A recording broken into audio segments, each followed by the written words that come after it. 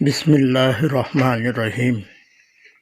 یہ اللہ والوں کی باتیں ہماری فلاح اور نجات ہو ہی نہیں سکتی نبی صلی اللہ علیہ وسلم کی اتباع کے بغیر۔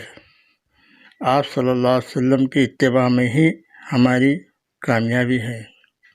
اگر ہم یہ سمجھنا چاہتے ہیں کہ ہمیں اس دنیا میں کیوں بھیجا گیا ہے اور ہمیں کیا کرنا چاہیے، تو بس اللہ نے ہمیں اس لیے پیدا کیا ہے کہ ہم اس کی اطاعت کریں۔ بس اس کی اطاعت کے لیے رسول صلی اللہ علیہ وسلم کی اطاعت اور پھر پیروی ضروری ہے۔ صحابہ رضی اللہ تعالیٰ عنہ اپنے مقصد حیات کو سمجھا اور انہوں نے اللہ کی اطاعت کی مشق شروع کی اور کامیاب ہوئے۔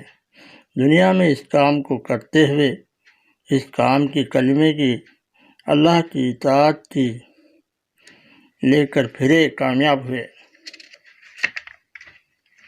اور آخرت میں جنت کی خوشخبری بھی ان کو ملی۔ صحابہ رضی اللہ تعالیٰ عنہ محنت کر کے اپنے اندر وہ صفات پیدا کر لیے تھے جن پر اللہ نے ان کو دنیا میں کامیابیاں دی اور آخرت میں بھی کامیابیاں کا وعدہ فرمایا۔ انہوں نے اس صفات کو اپنے اندر پیدا کرنے کے لیے نکلتے ہیں۔ دعوت کے کام میں 6 باتوں پر مشق کر کے اس پر عمل کرنے والے بن جائیں گے تو ہم بھی ان کی زندگیوں کی طرح کامیابیاں ہو سکتے ہیں۔ اس کام میں نکل پر سب سے پہلے ہمیں کلمے کی محنت کرنا ہے، اپنے اندر اللہ کی ذات کا یقین اور اس کے احکام پر چلنے میں کامیابی کا یقین حاصل کرنا ہے۔ اس کے لیے وقت نکالنا ضروری ہے۔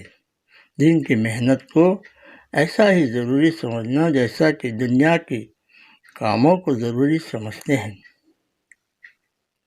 اور جب بھوک لگتی ہے تو کھا لیتے ہیں۔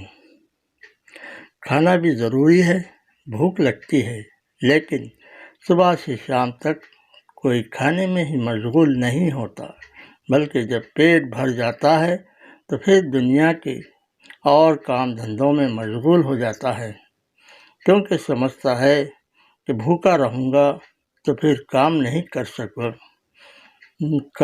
کر سکتا۔ اسی طرح سے اتنا ہی وقت دنیا میں لگائے مگر دین کے لیے تو پھر کام نہیں کر سکا۔ اسی طرح سے اتنا ہی وقت دنیا میں لگائے مگر دین کے لیے پورا وقت لگائے۔ کاروبار دھندوں کی طرح دین کو بھی ضروری سمجھنا، بنانا اور کھانے پینے کو دنیا کی مشغولیوں کے برابر وقت لگائے۔ جب تک صحابہ رضی اللہ عنہ یہ محنت دین کی ضروری اور اہم تھی، دین میں لوگ جوخ در جوخ داخل ہو رہے تھے۔ جب دین کی محنت چھوٹی تو پھر دین کے اندر لوگوں کا داخل ہونا رک گیا۔ جب سے یہ محنت دین کی چھوٹی ہے، دین اسلام سے لوگ نکلتے جا رہے ہیں۔ قبیلے کے قبیلوں میں بے دینی آ رہی ہے، دہریت کسی میں آ رہی ہے، اور کچھ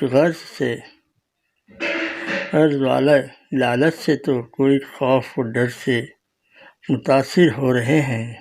اس کی ساری ذمہ داری امت پر ہے، خصوصاً ان مسلمانوں پر جو اس وقت دین کا علم اور شعور رکھتے ہیں۔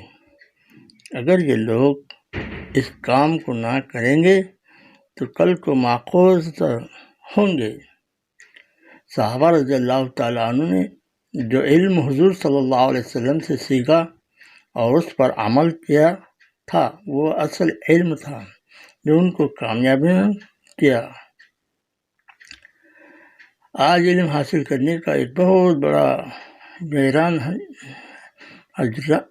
ہے۔ علم کے لحاظ سے آج ہی ہماری معلومات دنیاوی علوم اور دینی علم دونوں کے لحاظ سے بڑے ہوئے ہیں۔ صحابہ رضی اللہ عنہ ہم سے کم پڑھے لکھے تھے اور دنیا کا علم بہت کم وہ جانتے تھے، لیکن وہ صحابہ رضی اللہ عنہ ایسا علم جانتے تھے کہ صرف یہی علم جانتے تھے کہ اللہ کی مدد کس طرح حاصل کی جاتی ہے۔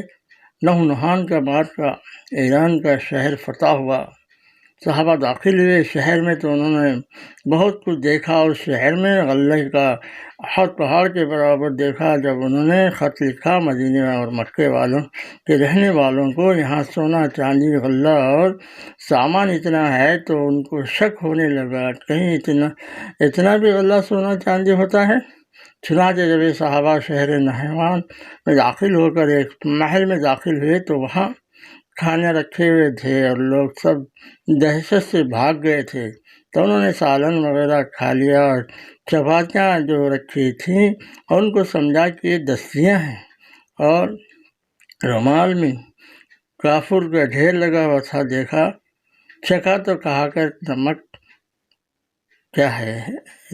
ایران کا نمک کڑوا ہے، اور بھی سمجھ میں نہیں آ رہا ہے کہ یہ کافور ہے۔ اخروٹ کا ڈھیر دیکھا تو کہنے لگے کہ اوہ اے اللہ، کیسی تیری قدرت ہے، کتنے خوبصورت پتھر بنائے اور ایک دو نہیں ڈھیر کے ڈھیر لگا دیے۔ ایک شخص نے کہا کہ یہ عین الجمال ہے۔ اخروٹ کو عربی نام توڑ کر گودا نکالا گیا اور کھایا گیا تو کہنے لگے اے اللہ، تیری شان کے پتھر کے اندر ایسا مزید لذیذ دار معنی پیدا فرمایا۔